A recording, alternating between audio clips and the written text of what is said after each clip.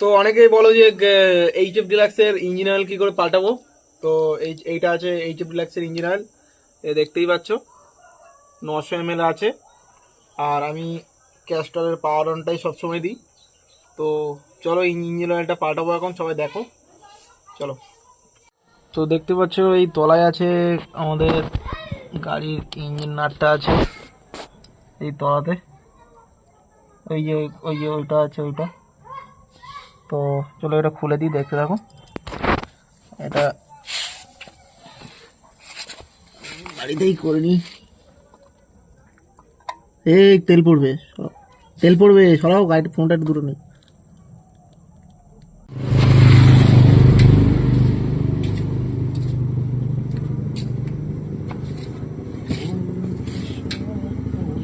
তো দেখতে পাচ্ছ এই আমি ইঞ্জিন অয়েলটা ঢালাটা অ্যাকচুয়ালি ভিডিও করাটা হয়নি একটা প্রবলেমের কারণে।